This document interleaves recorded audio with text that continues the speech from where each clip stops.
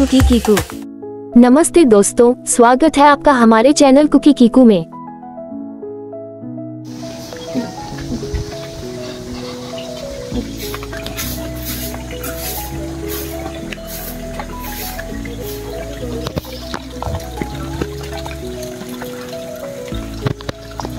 हे स्वयंपाकघर आहे।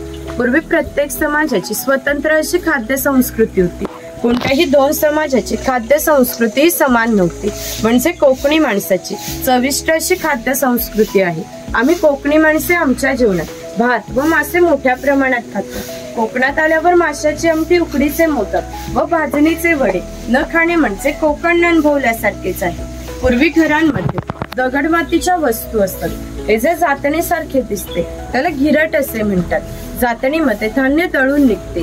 घिरटामध्ये भात घातला जातो। अख्खा तांदूळ बाहेर येतो व कोंडा बाजूला होतो। हे शेवयाचे लोखंडी यंत्र आहे आणि ते लाकडी यंत्र आहे। तो शेवयाचा लाकडी पाट आहे। हे मोदक पात्र आहे, म्हणजेच पूर्वीचा कोकणी कुकर। यामध्ये खाली पाणी ठेवले जाते। या चाळणीवर केळीचे पान ठेवून त्यावर मोदक ठेवले जातात।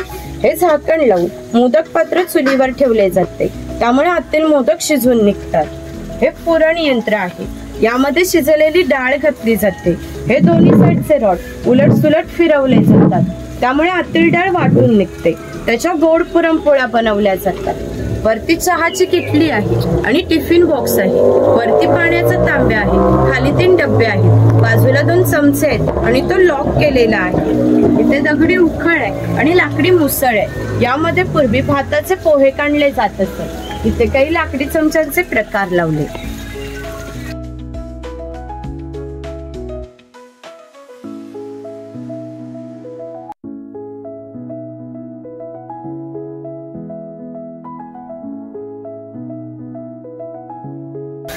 इकडे माहुरा बाजार दाखवला आहे।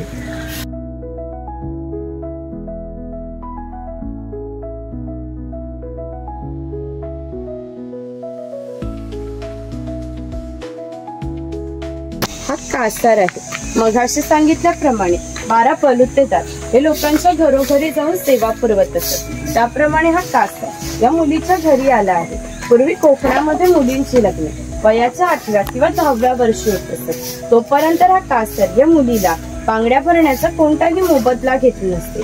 जेव्हा या मुलीचे लग्न होईल तेव्हा तिचे वडील या कासाराला एक छोटासा सोन्याचा दागिना देत। या व्यतिरिक्त त्याला कोणताही मोबदला मिळत नसते। म्हणजेच हा कासार या मुलीला 8 ते 10 वर्ष मोफत बांगड्या भरत होता। म्हणजेच पूर्वीची समाज रचना ही एकमेकाच्या विश्वासावर आधारलेली होती। थोडक्यात 12 बलुतेदार हे आपले काम करताना कोणताही नफा तोटा विचारात घेता केवळ कर्तव्य म्हणून आपले काम करीत असत।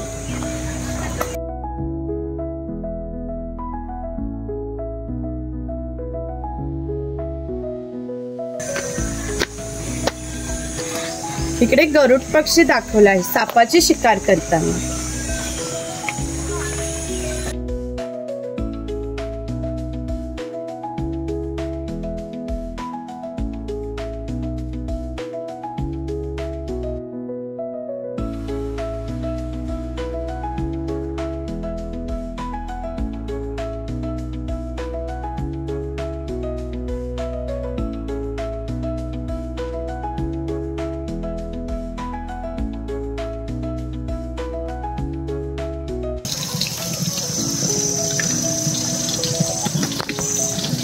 प्रत्येक गावामध्ये भरपूर मोठे जंगल होते, त्यामुळे गावात पाणीही मोठ्या प्रमाणावर उपलब्ध होते। गावात ज्या ठिकाणी उंचावर 12माही पाणी असते तेथे धरण बांधून प्रत्येकाच्या घरोघरी पाणी पाटाच्या साहाय्याने नेले जात असते।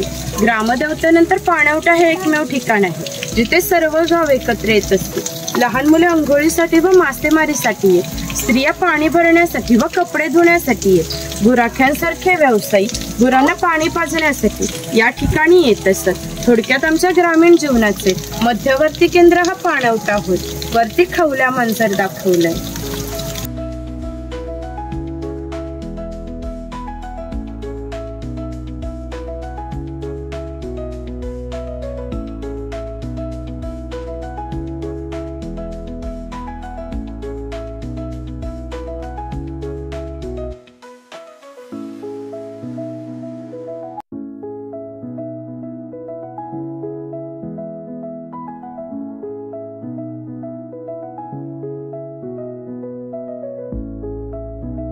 हा चर्मकार आहे. चामड्याच्या वस्तू बनवून देण्याचे काम हा चर्मकार करीत असतो. त्याच्या जोडीला आणखी एक प्रसंग सांगते की जो 500 वर्षापूर्वी घडला. इथून 80 किलोमीटर अंतरावर मार्लेश्वर नावाचे देवस्थान आहे. एका पर्वतात एक गुहा आहे. त्या गुहेमध्ये शंकरांची पिंडी आहे. आणखीन एक वैशिष्ट्य म्हणजे त्या गुहेत अजूनही जिवंत साप आहे. पूर्वी मार्लेश्वर देव हे एका गावामध्ये राहत होते. त्या गावातील लोक काही वाईट मार्गाने वागू लागली. त्यामुळे शंकरांचे पावित्र्य हे कमी होऊ लागले. शंकरांना ते मान्य होणे शक्य नव्हते. म्हणून त्यांनी तो गाव सोडून जाण्याचा निर्णय घेतला. मकर संक्रांतीच्या आदल्या रात्री ते गावाबाहेर पडले. गावाबाहेर या चर्मकाराचे घर होते. चर्मकार गरीब, श्रद्धाळू व नीतिवान होता. शंकरांनी कोणत्याही जातीपातीचा विचार न करता त्याला मशाल दाखवण्याची विनंती केली. चर्मकारांनी सुद्धा अतिथी देवभव समजून मशाल दाखवण्यास सुरुवात केली. आज ज्या ठिकाणी मार्लेश्वर देवस्थान आहे त्या ठिकाणी गेल्यावर शंकरांनी आपले खरे रूप प्रकट केले व त्याला दर्शन दिले. त्याला सांगितले की आजपासून मी याच ठिकाणी राहणार. या गोष्टीला जवळजवळ 500 वर्ष होऊन गेली. परंतु दरवर्षी मकर संक्रांतीला शंकरांची मूळ गावातून पालखी निघते. तिला मशाल दाखवण्याचे काम चर्मकाराचा आजचा वंशच करतो. म्हणजे मार्लेश्वर हे असे देवस्थान आहे की तिथे कोणताही जातीभेद मानला जात नाही.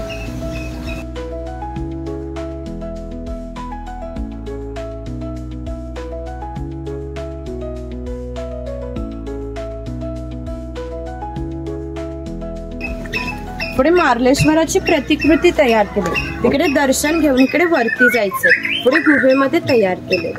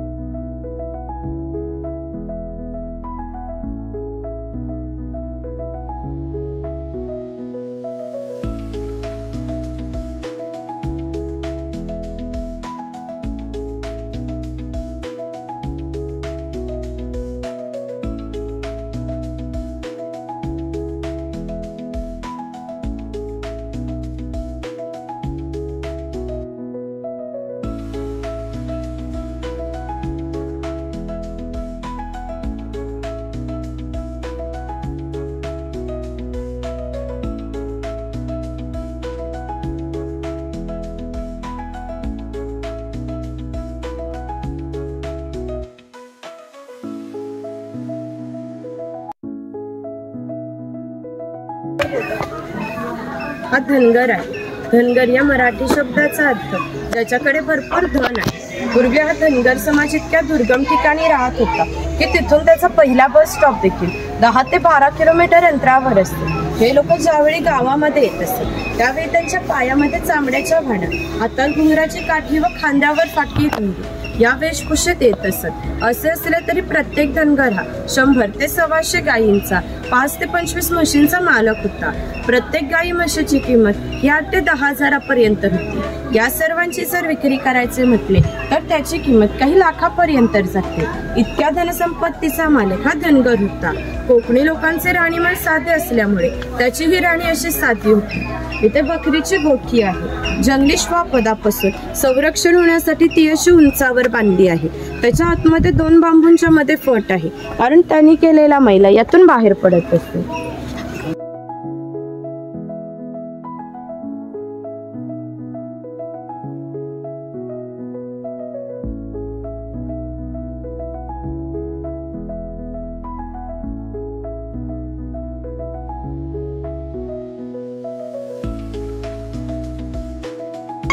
हे खैराचे झाड आहे. याच्या आतील लाल रंगाच्या खोडापासून कात तयार केला जातो, जो आपण पाण्यामध्ये लाल कलर येण्यासाठी खातो.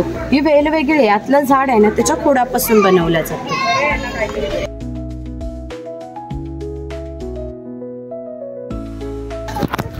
ही कातभट्टी आहे. खैराचे झाड तोडून त्याच्या आतमधल्या भागाचे तुकडे करून या पहिल्या 4 मडक्यांमध्ये पाण्यासोबत उकळवले जाते. जो लाल रंगाचा पाक तयार होतो तो 5व्या मडक्यामध्ये एका विशिष्ट तापमानामध्ये उकळवला जातो. तो पाक सावलीत सुकत घालून त्याच्या वड्या पाडल्या जातात. कात तयार होण्याच्या प्रक्रियेला 3 ते 4 महिने लागतात. पुढे मचाण आहे. पूर्वी अशा प्रकारची मचाणे प्रमुख बंदरे व खिंडींच्या ठिकाणी फार मोठ्या भूप्रदेशावर लक्ष ठेवण्यासाठी उभारली जात असे. पाऊस पडलाय म्हणून बंद आहे. तिथे मुखवटे घालून फोटो वगैरे काढणार असाल तर काढू शकता.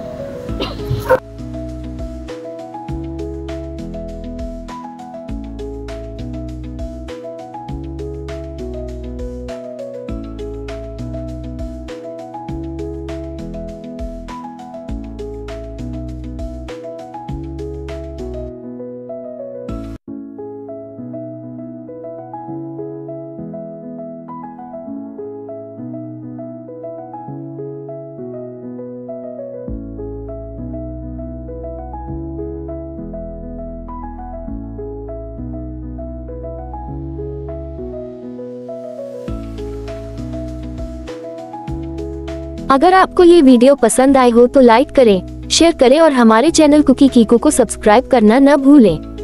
मिलते हैं अगले व्लॉग प्राचीन कोकण पार्ट 5 में, तब तक के लिए bye. Please like, subscribe and share.